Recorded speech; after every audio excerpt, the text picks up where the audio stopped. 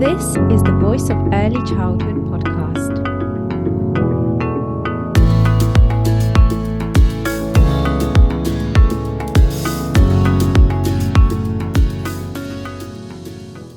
Hello everyone, welcome to the Voice of Early Childhood podcast. I am Angelica Celinska, the founder and your host, and today I'm joined by Tricia and Mohamed.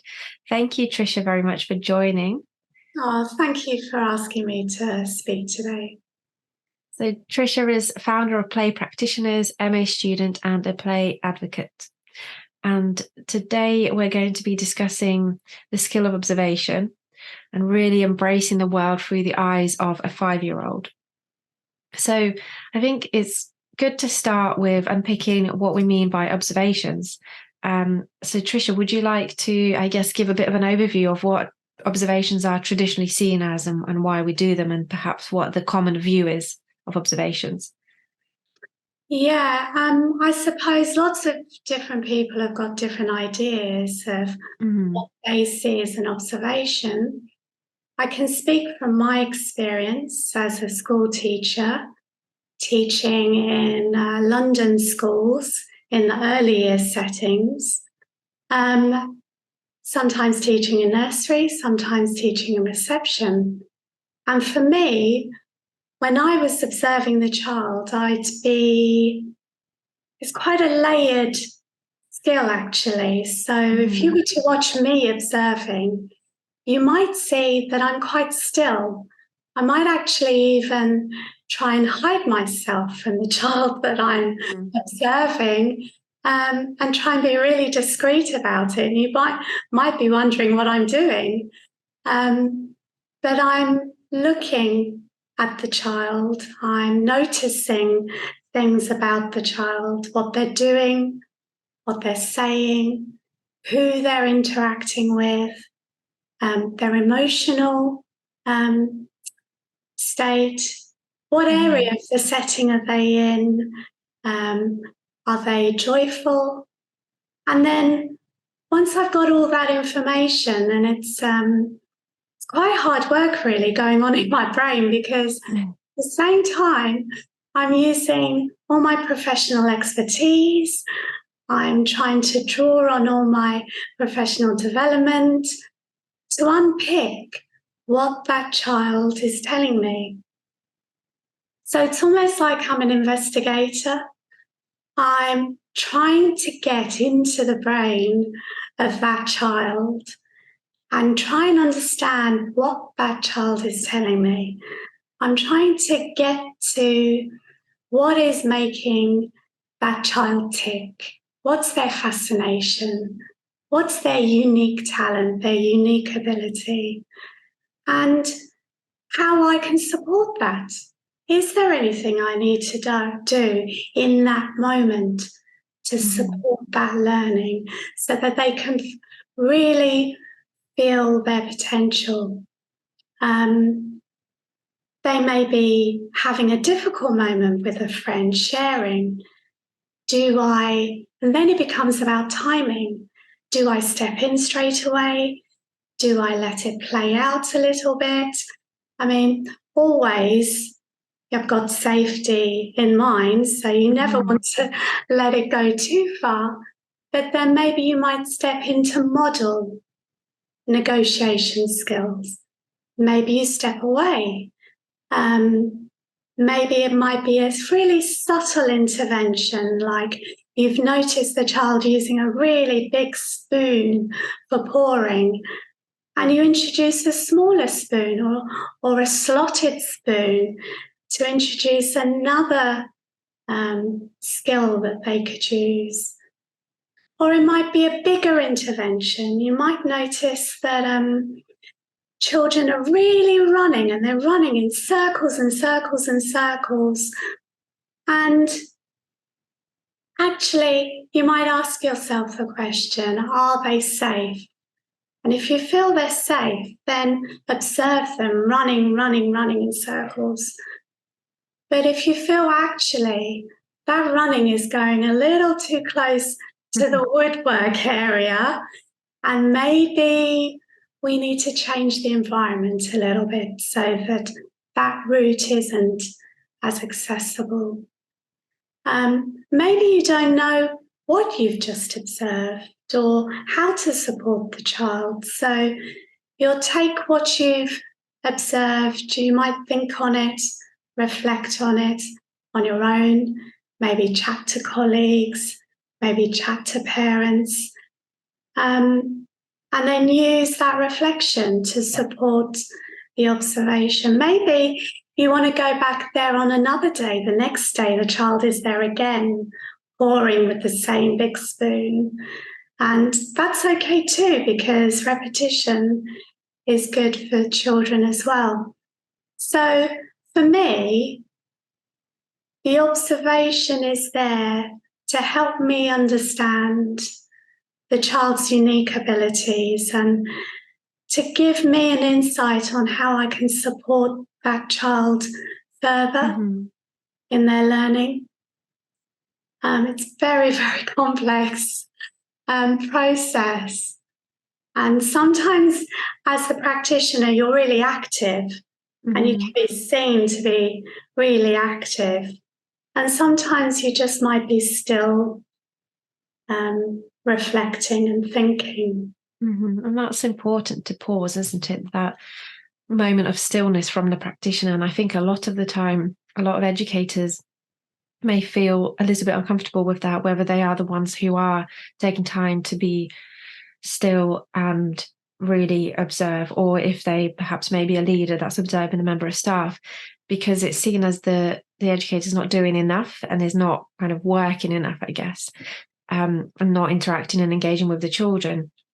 But that is just about looking busy. But actually, there's like you said, there's so many layers and there's a lot going on. There's so much reflection that is happening in the practitioner's head in that moment. And just that authentic observation of really taking in exactly what you're seeing and either jotting it down or ensuring that you can remember it to kind of write it down and then analyze it to really get that child's authentic voice, which is what you talk about in the article, isn't it?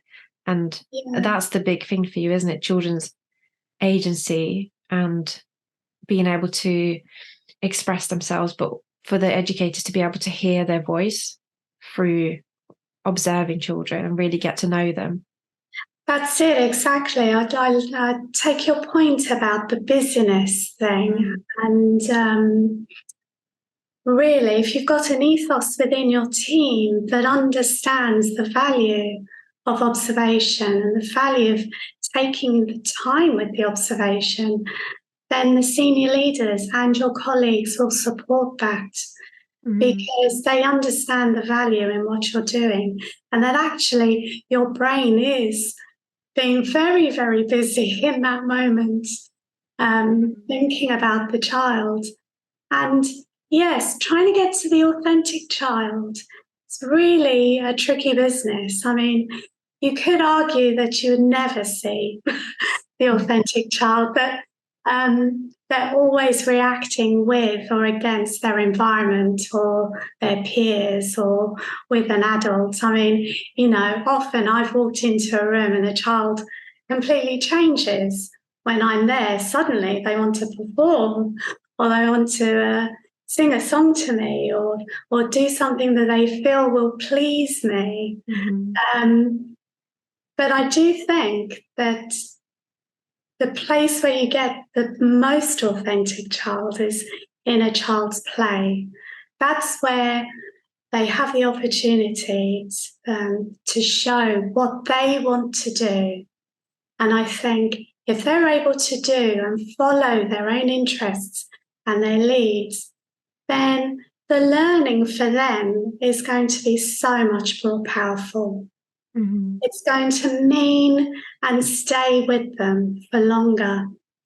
And also, there's no end point for them. There's no ceiling in that interest. The sky's the limit if you allow children to follow that interest.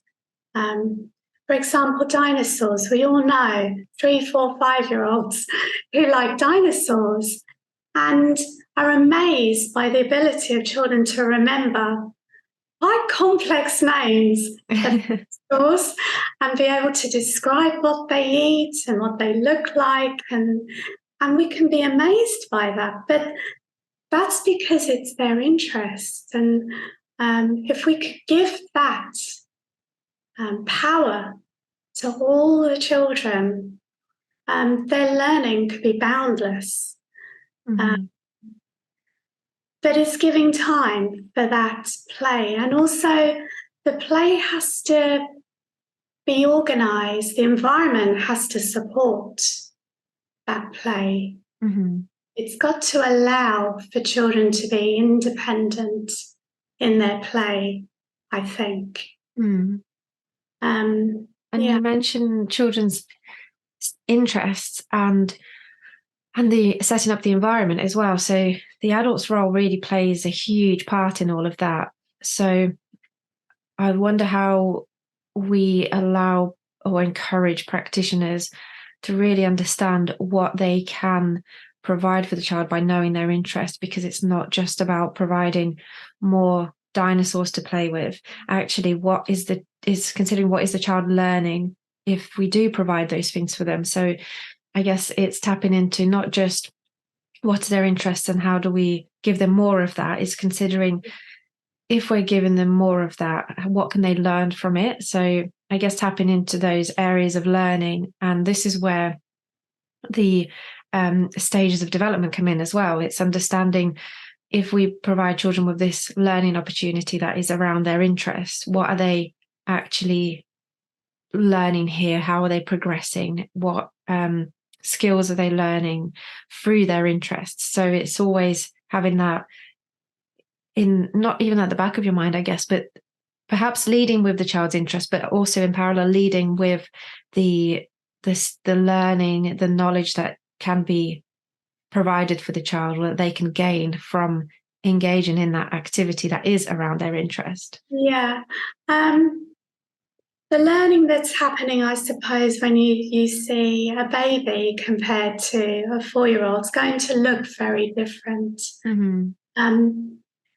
But I think I would argue that they're both still exploring, and they're following their interests, but at different stages. Now, I've begun to wrestle with this idea of stages this past week, actually, because although it's very important to have a gauge of what you might expect a 2-year-old to say, or how many words a 2-year-old might say compared to a 4-year-old and a 5-year-old, for example, you might be in the danger of putting a cap on that child's learning, because then you might say to yourself, oh, a 4-year-old's got this, should know this number of words. Mm-hmm. And then you might not extend, you might not give them accessible ability to other words, for example. At the same time, you don't want to miss those children who might be struggling and you might need to support. So I think it's about a balance. It's about creating a balance. And I think that the best kind of environment that allows for this is an open one. And what I mean by open, I mean not a big hall space. I mean providing an environment where the learning has open possibilities. So, for example, a really good example of this is in the block area. So blocks you can provide in different sizes, shapes, weights. And what a 2-year-old will do with those blocks is one thing. What a 5-year-old will do with those blocks is something completely different. But it's a progression. And how you support that progression will be down to your practitioner's knowledge of what the 2-year-old is able to do, or what you feel they're able to do, and you can challenge them in that moment compared to the 5-year-old. So you may get storytelling for both the 2-year-old and the 5-year-old. But the 2-year-old might have a story around Incy Wincy Spider or something, whereas the 5-year-old may be really familiar with the story of the 3 little pigs and want to change it into the 3 little dinosaurs, for example. Or and so the learning that's happening is deep for both sets of children in that open-ended resources kind of environment, and an environment where it doesn't change that often, an environment where the children, when they come in, they know what's there. So if they were making railway tracks, for example, with the bricks, or a little town or a house with the bricks, and they had an idea, they might come in the next day and think, oh, I really like doing that. I'm going to go back to that today. And that repetition cements the learning and enables the practitioner to observe again and be able to scaffold their learning. So, yeah, having an idea, having knowledge of the child's age and their abilities and their interests can help you use open-ended resources for the children. Just quickly, I wanted to thank all the listeners for tuning into the Voice of Early Childhood podcast. Those of you who are regular listeners will know that a new episode comes out every Monday morning, ready for your commute, morning coffee, or that reflective start to the week to get you thinking and in the zone. If you haven't already done so, it would really help this podcast to keep going if you subscribe to the channel that you're listening on. The Voice of Early Childhood podcast can be found on 19 different podcast platforms and on YouTube. So it's highly likely that you, your friends, and colleagues can find it on your favorite streaming platform. So please do hit the subscribe button, and this will help us to keep putting out thought-provoking, reflective, and insightful episodes with a wide range of guests. Thank you. I'll let you get back to the episode now.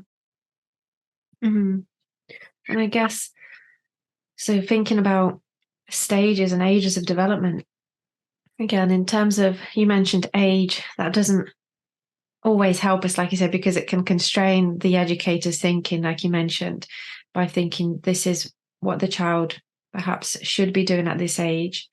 I think a lot of the time, maybe there's less risk of not extending the child enough, because actually if we see that a child is capable, we would naturally try and provide more for them. Perhaps it's more of the risk of pushing the child too much when they're not ready yet, because they're a certain age, but actually developmentally they're not quite there yet. So I wonder if it is helpful to have those stages of development, because we always fall into that. We often, as educators, fall into that trap of thinking if the child isn't at this stage of development yet, then we need to provide so much more intervention for them. But then that puts a lot of pressure. But actually that intervention is what they need in order to progress. So it's like you said earlier, it's about that balance, isn't it? It's really difficult to not put too much pressure on the child. But at the same time, we don't want to not support their learning and not let them progress. And I suppose that idea of more and more and more as well. So often children come to school or preschool, nursery, already knowing their numbers because parents are at home, panicking themselves. So they might come very, very good at counting because, that's an important skill. So you might fall into the trap of thinking, developmentally, they can count from 0 to 10. Let's give them more. But actually, you might be missing other really crucial foundational understandings of number. So more and racing on that ladder to success, up and up and up, isn't necessarily the right approach. I think if you step back and take time and really investigate other things, for example, around number, the concrete aspect of number. In my time, I've also taught primary school children, and year 2, year 3, year 4, children who've just gone through maths at such a pace that their ability to understand place value has gone out the window. And it's because they didn't have enough of those concrete, practical, experimental time with number. So I think we've got to be really careful about, yes, using those stages as a marker, but just because they've gone tick for one aspect of the stage, it doesn't mean they're ready for the next. It might mean that actually let's deepen that knowledge.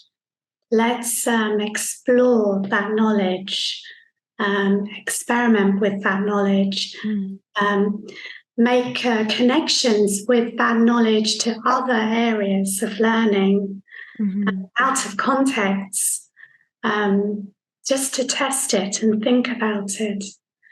I guess it's really allowing children to master those skills that they've learned, isn't it? That's it, exactly. Rather than just having the foundation basis. Yeah, exactly. Mastery of it. And it's too easy to... Teachers are under a lot of pressure. They've got to show progress, otherwise why are they there? That's what they're asked, or what they might be thinking. I know I definitely felt that pressure. What was my purpose being there if I didn't show progress? And so much of the progress cannot be easily measured. It's an intrinsic feeling you're giving to the children, their self-motivation, their confidence, and I remember often parents telling me, they're so much more confident now, because they're seeing it at home, but it's not as easily measured. And so it can't be tied up in a neat little box on a tracking sheet that shows green, green, green. The whole class have moved on. All the children have made progress. That's the risk with progression charts and tracking documents and assessment, that we can often just forget about and not focus enough on those really vital skills and, I guess, personal development and attributes of the child, such as, like you mentioned, confidence and self-esteem and even self-regulation, because they're not measurable. So we don't focus on them enough. And then that kind of gets missed in terms of providing the child with more opportunities to develop those skills, I guess. That's it, yeah. And I suppose those, the dispositions of learning, the characteristics of effective learning, they really are the skills that we need even through into adulthood. Our resilience, our ability to bounce back from mistakes. These are the skills that will enable us to continue on to be learners and learners for life. Knowledge changes, I think.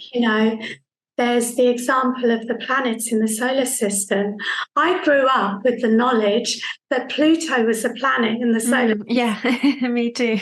And that's not true anymore. Knowledge changes, but our skill to access the knowledge, to think about things, to make links, to understand why Pluto is not classified as a planet anymore.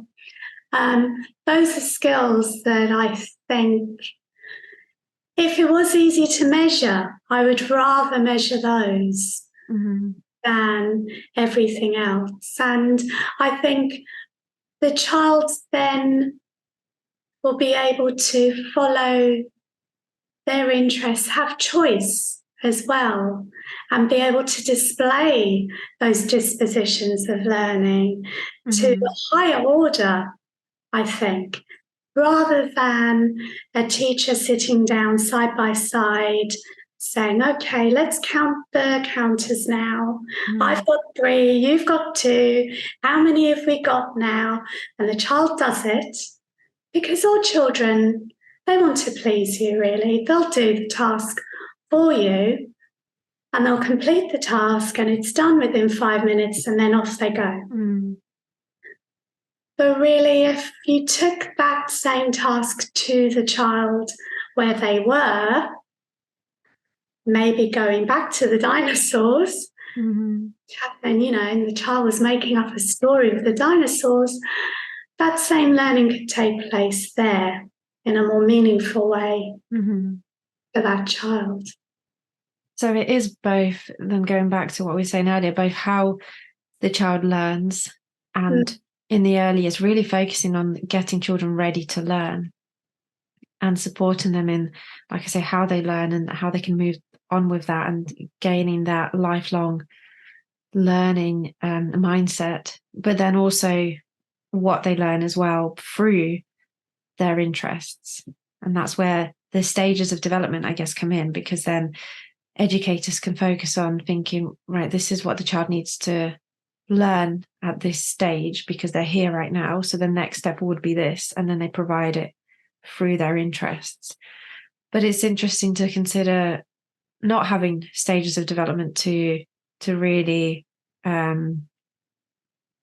focus the educator's attention on, I guess, and not put children in boxes, because you mentioned when we talked previously that you worked in China and they didn't really do that at all, did they, in terms of stages of development? They didn't have that. So at my school, we were a bilingual school, so I was working alongside Chinese teachers. And I was using Birth of 5 Matters because I needed something to just anchor me, to help me get to know the children. And I noticed one boy, and he wasn't very verbal. However, he was very, very good with number. He was very high with number and science and those logical kind of things. So using the stages, he was showing very high for maths and science, quite low for communication. So there was a bit of a mismatch. He didn't seem to tell me the whole story of the child. And I was talking to my co-teacher, and she was saying, "Oh, that's just his unique way. That's him." And I was saying, "But this and this, don't you think we need to support him? Don't you?" I was thinking we need a diagnosis. Really, what was going on in my head. And then the diagnosis will give him the support he needs and the training for staff. But she saw it very differently. She saw him as a unique person with unique abilities, and that if we put him in that box with that label, with that diagnosis, then we would limit his potential. So that really did make me think about, do we diagnose too quickly? Do we label too quickly? And in the labeling, do we put a cap on children's potential? I do think that the diagnosis does bring support and does bring extra professional development that maybe the practitioners might not have had access to before. It maybe help you think about the environment a bit more, as you would for all the children. You're thinking about all the children's unique needs. But it did make me think, what would happen if we didn't have those stages? What would happen if we really did follow each child to the ends of their potential, if that's possible? It would be a real celebration then of everybody's unique worth. I don't know if I'm talking about utopia here. Um, Yeah, it's interesting to think of the alternative of what we have now, and what is quite controversial. I guess some people have discussed whether, so there's obviously the guidance documents to the early years foundation stage in England, and the development matters and the birth to five matters. And the birth to five matters was created because so many people didn't quite agree with development matters, but actually people are also saying whether there was a missed opportunity with birth to five in terms of moving away from the stages of development. And of course, birth to five matters is certainly a lot more open in those stages of development. They flow, the stages kind of, and the ages flow across each other, I guess. But we are still putting children in boxes, and we're still saying that a child, you can kind of label the child as being in this stage, even if we're not thinking about age. And then therefore they are here, so therefore they need to do this next. And really considering if they're in the right place, if they're behind, are we perhaps then, like you mentioned when we talked previously, thinking about the negatives more than the positives? Are we looking at development matters, birth to five matters, whatever it is, in that way, in the more negative sense, and really labeling the child? And it's interesting to consider what would be the alternative, because people say, well, there's that missed opportunity, we shouldn't have stages, but what do we have that then doesn't miss the need to provide extra support, like you say, which is very important, but also for educators to understand how they can progress children, because they do need, many educators do need those prompts. I guess that's mainly what those guidance documents are doing. Yeah, that's right. I mean, if you're new to early years, then those prompts, I remember my first year in early years, because I was a primary teacher before going into early years. And I definitely needed those prompts. I needed those guidance. But better than those guidances, I think, I remember accessing videos of what was typical, they would say, typical of a 30 to 40-month-year-old, or typical for that age. And I found those more helpful. Going back to what you were saying, I just wanted to pick up, yes, I think practitioners can get stuck in that, and I know I definitely did, of seeing the documents as a kind of a tick list. Oh, no, I can't do this. Therefore, that's going to be the child's targets. And then they get a target. And then they've got targets for the rest of their lives, all the way through school to their A-levels. They've got targets to reach. So that's not focusing on the unique child, the authentic child there and then in a moment. It's actually always thinking about the future and where they should be. So I guess it's a bit of a deficit model, really, isn't it? Yeah, but if it's used that way, I know that my practice then moved into thinking about the document as a best fit kind of document, just to give you an idea of the best fit for the child. Do they 80% kind of, do they fall into that category? Then, they're on track. And that is how those guidance documents are recommended to be used. But I feel like the stages still take away from that a lot of the time, don't they? And I guess that goes back to the issue of time and pressure and performance management. I know that that's something that you've experienced as a teacher as well, isn't it? It is. I mean, I remember my performance management as phase leader of reception and nursery. It was to ensure that this percentage of children reached their good level of development, for example. And so you had to use those documents for tracking to prove that you, as a teacher, were on track, and my performance management relied on it. So there is a lot of pressure. How we move away from that, I think it's a bit scary for me to think of right now, because I'm just beginning to reflect on this idea of dropping those stages altogether.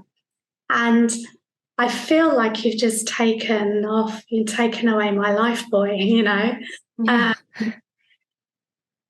I'm not sure how maybe videos, maybe moderation, maybe discussions with other practitioners of what a best fit would look like. But would you still then fall into the trap of thinking what normal looks like? Yeah, and the fact that there is a normal. Yeah, and then you would still miss the unique child. So I guess when we talk about things like this in terms of stages and not using them anymore, it's just not using them in that rigid way and not having them in a spreadsheet, in a table, in a kind of in a document, which then makes us see everything as quite linear. It's more about being aware of those stages, understanding them, because they are based in research, and we go back to theorist pioneers like Piaget, and that is all really important, because that is understanding children's, like we say, typical development, and it is important to have that understanding and awareness in order to provide that support. But perhaps it's more about the practitioners, I guess, level of knowledge in understanding how to support children when they observe something, and then being able to reflect on that and apply it to that individual child, rather than take what is written in a document, or even if what they see in a video, as something that needs to be ticked off or done next. I guess it's all about that professional development, isn't it, and upskilling educators to be reflective enough, critical enough, and also confident enough to provide their own I guess, to use their own knowledge and provide their own learning opportunities for children, and their own kind of professional opinions. That's it, exactly. And I think if practitioners are given the time to actually take part in quality observations, and then time to reflect with other practitioners, because there'll be a wealth of experience within the team, and then if they're able to attend a group cluster teams, cluster groups as well for evenings. I used to do that. There's a wealth of knowledge around. And if you're open yourself as a practitioner to being reflective and to really think about what it is the child is telling you, and do it in a non-judgmental way as well, kind of taking out your own biases is quite a tricky one to do. It takes practice. But if you're able to do that, then the observation can just lead you into lots of exciting ways with the children. And that is the challenge, that time for professional development, the time for reflection and being critical, and time for discussing things with colleagues, and then picking your own observations, isn't it? It's always difficult to find that in a busy setting. And I know in your article you mentioned that actually, if we do put in this quality time to develop those relationships with children through observations, then it will really inform our planning and allow us to support the children better. So it is all part of our work with children and what we aim to do on a day-to-day basis. So I guess it's really about giving value to that time of observing, because then it does allow us to provide better quality support, better planning, like you mentioned. So it's not an extra. It is, part of what we are doing day to day. That's right. And then the children will be growing, but we'll also be growing alongside them. We'll all be learning together. Yeah. That's a really good way of seeing it, actually, that observing children is almost like, well, it is really CPD for the educator, isn't it? Yeah. Especially when we give that time to then reflect on it, discuss with colleagues. That is professional development in itself. Yeah, that's right. Yeah. Oh, well, thank you very much, Tricia. I think it's a good place to wrap up now, as we've discussed lots of very interesting things and quite debatable things as well. It's a topic that can go on into so many different directions. So your article is on the Voice of Early Childhood website, so listeners can find it there with lots of tips as well from Tricia in terms of observing children, which is really helpful. Thank you for that. And it's been great having you on. Thank you. Oh, thank you. It's been great chatting. Thank you.